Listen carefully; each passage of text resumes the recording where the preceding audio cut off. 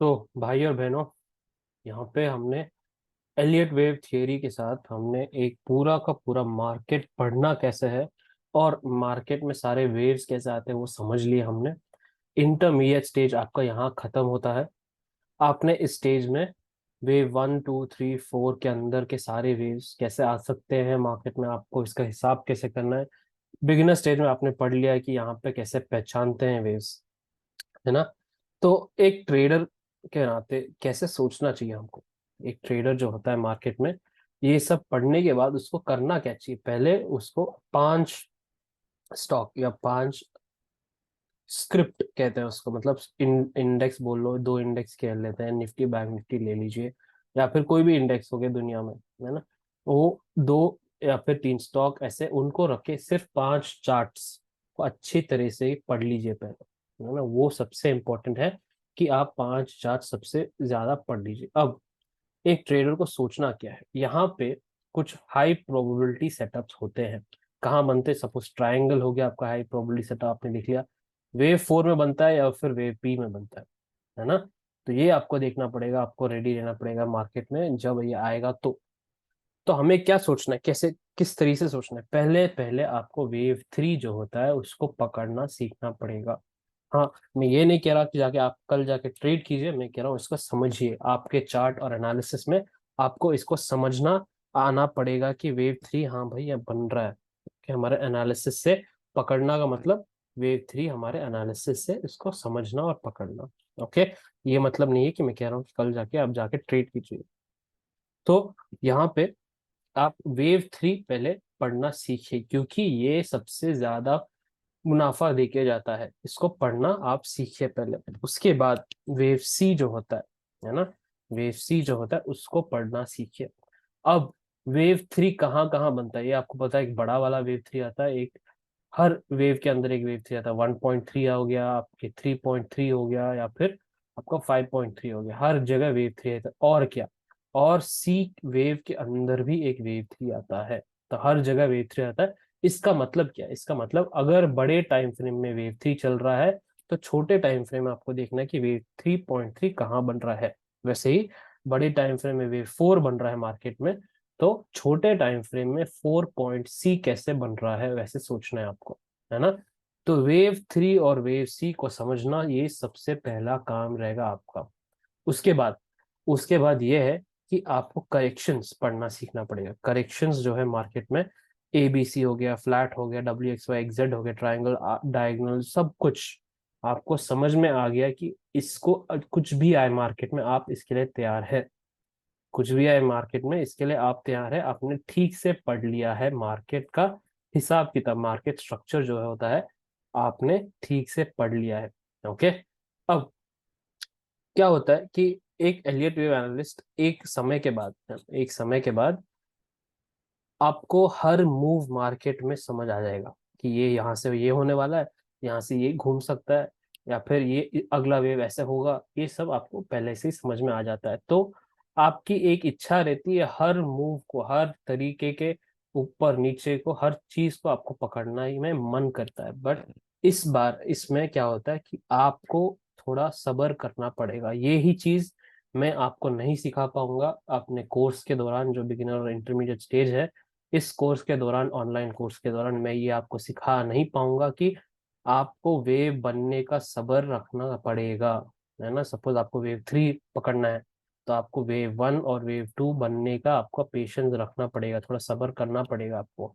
ये कोई नहीं सिखा सकता आपको, आपको खुद इसको डेवलप करना पड़ेगा। आपके ट्रेडिंग के जर्नी है ना में आपको खुद सीखना पड़ेगा ये, ठीक है। वैसे ही यहाँ पे 4 या फिर सी वेव खेलना है आपको, यहाँ पे सी वेव खेलना है तो आपको वेट करना पड़ेगा ना, ए खत्म होने का, बी खत्म होने का, तभी आप सी खेल पाओगे।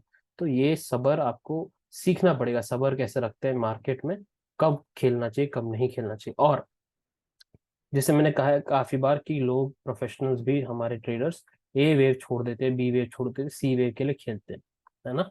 वैसे ही यहाँ पे वेव 1 छूट गया, कोई दिक्कत नहीं, वेव 2 छूट गया, कोई दिक्कत नहीं। आप ये देखिए कि वेव 3 कैसे पकड़े पहले, है ना। उसके बाद मैंने कहा है आप करेक्शंस के बारे में समझिए कैसे होता है। एक बार आपने करेक्शन समझ लिया सारे, और वेव 3 पकड़ लिया सारे, तो बाकी के सारे हिस्से आपको आराम से समझ में आ जाएंगे, है ना। तो क्वांटिटी साइजिंग, है ना, कितना हम खेल सकते हैं, ज्यादा या कम, कहाँ पे हमको तेजी लगानी पड़ेगी, कहाँ पे थोड़ा जोर लगाना पड़ेगा। जोर आपको यहाँ पे कम करना पड़ेगा वेव 4 में और वेव 5 में। ओके, क्योंकि यहीं पे सारे के सारे रिटेलर अटकते हैं ज्यादा। पहले जब तेजी मूव आती है, इस तेजी मूव में कोई होता ही नहीं मार्केट में रिटेलर्स, है ना। तो ये आपको कोई बोलने नहीं वाला कि हाँ भाई मार्केट बोल के नहीं आता कि वेव 3 आ रहा है। ये आपको पहले से ही आपको अंदाज लगा के, आपके जो स्टडी है, जो आपने मेहनत से आपने पढ़ा है चार्ट को, वो आपको हेल्प करेगा, और कोई नहीं आके बोलने वाला। ठीक है। तो इस कोर्स के दौरान मैं आशा करता हूँ कि आप कुछ नए सीख के जाएंगे, और सीख चुके होंगे अभी तक, और ये आपको आपके ट्रेडिंग जर्नी में काफी मदद करे। ओके, ये मैं चाहता हूँ कि आप लोग खुद को, या फिर अपने बच्चों को, या फिर अपने रिश्तेदारों को, भाई बहनों को कुछ सिखाए, या फिर आप खुद इससे सीख के आपके खुद की लाइफ में कुछ तरक्की लाए। ओके, तो ये आपका यूट्यूब कोर्स जो है काफी है मार्केट के स्ट्रक्चर समझने के लिए, और आपका यूट्यूब कोर्स यहाँ पे खत्म होता है। बहुत खुशी है कि काफी लोग ये पूरा का पूरा कोर्स देख पाए, बिगिनर से इंटरमीडिएट स्टेज पूरा। और मैं आशा करता हूँ कि आपकी जो ट्रेडिंग जर्नी है यहाँ से और अच्छा जाए। बट, किंतु, परंतु, एडवांस कॉन्सेप्ट्स, एडवांस कॉन्सेप्ट्स ऐसी चीज है जो ये बहुत ही आ, आगे का है ना। जो पहली बार जो बंदा एडवांस सीख रहा है या फिर इंटरमीडिएट सीख रहा है, वो कृपया वहां तक ही रहे। यहाँ पे आने की इतनी भीड़ भी नहीं है, और तेज मतलब जल्दी भी नहीं है। आप आराम से पढ़ने के बाद, अगर आपको और ज्यादा पढ़ना है, तब एडवांस कॉन्सेप्ट्स वाले ग्रुप में आप भर्ती करने के लिए आप मुझसे पूछे, आपके लिंक जो है डिस्क्रिप्शन बॉक्स में है। ठीक है। एडवांस कॉन्सेप्ट में ऐसे है क्या? तो एडवांस कॉन्सेप्ट में एक पहला टॉपिक रहेगा internal range external range theory का। ये सब थोड़ा एडवांस है। आपको हर एक लेक्चर जो एडवांस कॉन्सेप्ट में है, सारे रिकॉर्डेड लेक्चर है ताकि आप बार बार देख पाए। तो हर लेक्चर जो है वो एटलीस्ट 80 to 90 मिनट्स का है, मतलब एक हॉलीवुड मूवी जितना बड़ा होता है एक लेक्चर उतना बड़ा है वहाँ पे। ठीक है। और वेव प्रिसिशन, है ना, वेव प्रिसिशन का मतलब यह है कि एग्जैक्ट एकदम बारीकी तक हमको पता होना चाहिए कि वेव कहाँ तक जा सकता है। उसके हेल्प के लिए हम चार अलग इंडिकेटर अलग से पढ़ेंगे, फिर उसको जोड़ के कैसे किया जा सकता है चारों के चारों, उसको भी पढ़ेंगे। वो होता है आपके वेव प्रिसिशन में आता है। वेव फोरकास्टिंग, वेव फोरकास्टिंग यह है कि वेव बनने से पहले ही आगे के 3 या 2 कदम कैसे हम प्लान कर सकते हैं हमारे इंडिकेटर्स के दौरान। ये इंडिकेटर्स के दौरान ही होता है, इसके बिना नहीं हो पाएगा। ठीक है, क्योंकि इंडिकेटर्स हमको वैसे इंफॉर्मेशन, या हमको इतना इंफॉर्मेशन देता है कि हम सोच भी नहीं सकते उतना ज्यादा। ओके, वेव फोरकास्टिंग, अगले 2-3 वेव कैसे बन सकते हैं, कहाँ तक जा सकता है, अगर यहाँ पे हुआ तो अगला क्या। और वेव रिवर्सल थियरी, जो रिवर्सल्स आते हैं मार्केट में, है ना, अचानक से मार्केट घूमता है, इतना तेज होता है, क्या हम इसको पहले से ही पता कर सकते हैं? क्या हम एक जोन कैलकुलेट करके रेडी रह सकते हैं कि हाँ भाई यहाँ से अगर घूमा तो हमारे लिए रिवर्सल आ चुका होगा, है ना। अलग अलग टाइम फ्रेम की एनालिसिस हम करेंगे। पूरा 2023 का हमने तोड़ तोड़ के, हर वेव को तोड़ के, ये इंडिकेटर्स के साथ सबको जोड़ के मैंने एक लंबा लेक्चर बनाया उसमें, जो हम सिर्फ पूरे 2023 का प्राइस एक्शन समझ के हम पढ़ चुके हैं वहां पे, है ना। अब इसका मुकुट कहते हैं ना, क्राउन कहते हैं ना, राजा का मुकुट कहते हैं ना, इसका एडवांस कॉन्सेप्ट का सबसे इंपॉर्टेंट पार्ट है ये, one setup for life. Life में एक ही सेटअप चाहिए हमको, है ना। वो क्या है? एक प्राइस और टाइम दोनों मिला के एक मॉडल है यहाँ पे। तो प्राइस क्या है? आपका एडवांस प्राइस है, एडवांस प्राइस एनालिसिस। ये सब आपको पढ़ने के बाद, समझने के बाद, प्रैक्टिस होने के बाद, तब आपको एडवांस प्राइस की आदत लग जाएगी। उसके बाद है टाइम, समय। मैंने कहा था आपको कुछ आपके सारे कुछ स्टेजेस में, कुछ पार्ट्स में, इंटरमीडिएट स्टेज में, क्या अगर यहाँ पे वेसी बन रहा है तो हमको पहले से ही पता है ये एक हमारे लिए इम्पोर्टेंट टाइम है ना, इम्पोर्टेंट टाइम है, तो इस पे हम ध्यान देंगे। तो वैसे ही हम पूरे महीने का, पूरे हफ्ते का हम निकाल के अगले महीने का भी निकाल सकते हैं, है ना। ये सब महत्व टाइम है, यहाँ पे हम देखेंगे यहाँ पे कौन सा वेव बन रहा है ना। तो हमारे पास टाइम और प्राइस दोनों रहता है इसमें। ये है वन सेटअप फॉर लाइफ, ये ज्ञान नहीं है, ये कोई एस्ट्रोलॉजी नहीं है, या ये कहीं का क्या बोलते हैं न्यूमरोलॉजी भी नहीं है, ये अलग है कुछ।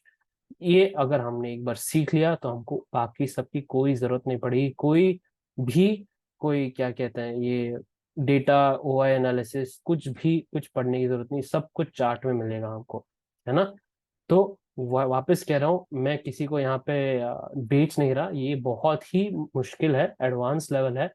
पहले आप, आपका जो यूट्यूब कोर्स है बिगिनर और इंटरमीडिएट स्टेज वो पढ़ लें पूरा, वो काफी है सबके लिए जो मार्केट स्ट्रक्चर समझना चाहते हैं, और जो आगे पढ़ना चाहते हैं तब वो आए एडवांस कॉन्सेप्ट्स में।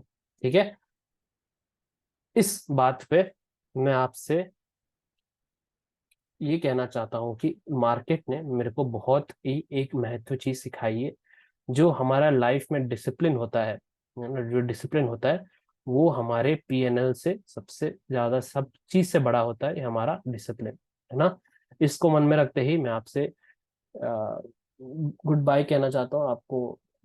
आपका आई होप कि आपका हेल्थ और वेल्थ फैमिली सब अच्छा रहे, आपका ट्रेडिंग जर्नी भी अच्छा रहे। मिलते हैं एडवांस कॉन्सेप्ट्स में कभी।